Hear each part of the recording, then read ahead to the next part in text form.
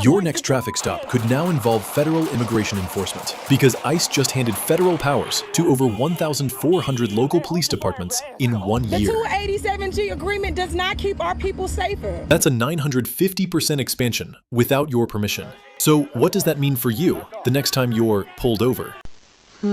Here's exactly what powers local police now have. What if the police station down your street suddenly became part of federal immigration enforcement? In just 1 year, a little-known program grew by 950%. There are now 1,412 agreements across 40 states. We're maximizing partnerships to protect American communities. The program lets local officers enforce federal immigration law. Created in 1996, it was largely paused after abuse scandals more than a decade ago. This scale of expansion is unprecedented. More than 1,100 of those agreements were signed in just 1 year. 70% of arrests involve individuals with criminal records. But how many of those crimes are violent? And how many are minor? Critics say the program creates fear in everyday families. Several states have filed lawsuits claiming constitutional violations. They argue it violates the Supremacy Clause and equal protection rights. This is about safety. It's about law and order. Polls now show a divided country. 60% disapprove, 40% approve. In some neighborhoods, businesses report fewer customers and labor shortages. Critics warn it can erode trust between police and the communities they serve. So why the sudden surge? On day 1 of his second term, the president ordered the program expanded. Agreements multiplied rapidly throughout 2025. We've seen what happens when oversight is weak. Now the fight moves to the courts.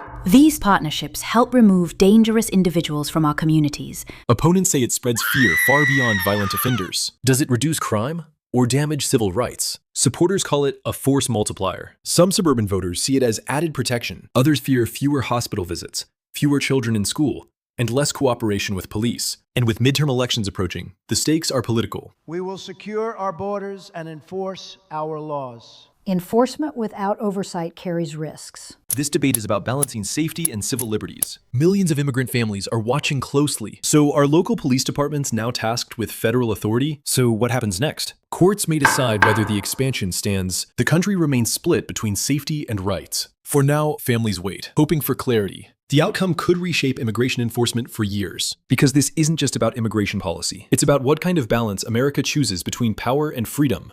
Your water bill could jump $35 a month starting next week because 243 million gallons of raw sewage just flooded the Potomac River. The largest sewage spills in American history. And now President Trump says he wants the feds to step in. Now the president is taking over the response.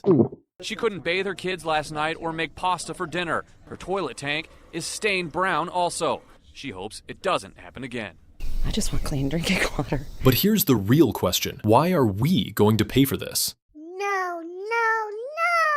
243 million gallons of raw sewage dumped into the river that flows past the White House. A massive pipe burst beneath Maryland, sending contamination into the Potomac River. Bacteria levels were more than 2,700 times the safe limit. That's the equivalent of 368 Olympic swimming pools. This is a massive ecological disaster. The federal government is taking over the response. The pipe isn't owned by the state of Maryland. We're pumping and containing as fast as we can. The pipe is federally regulated under the EPA. Here's how it escalated. Fast. This interceptor pipe was built in the early 1960s. Aging infrastructure was the core cause. This happened because of gross mismanagement by local Democrats. This is about infrastructure, not partisan blame. So who actually has the authority here? FEMA can coordinate, but usually after a formal disaster declaration. Drinking water remains treated, but river contact is unsafe. Fishing and recreation are temporarily shut down. A massive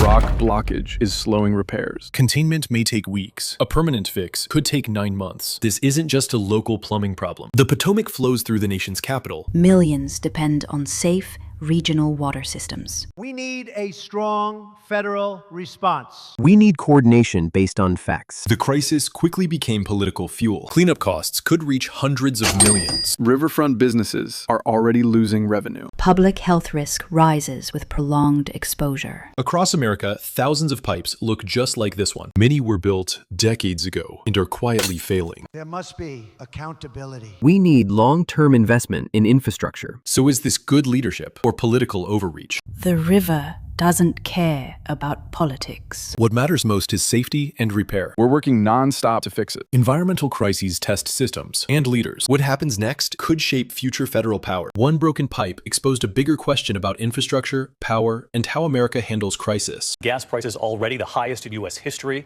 The national average, $4.23 a gallon tonight. That's up 59 cents in a week. Your gas prices could spike overnight if these USA and Iran talks fail. Nearly 20% of the world's oil moves through one narrow waterway, and it's right in the middle of this crisis.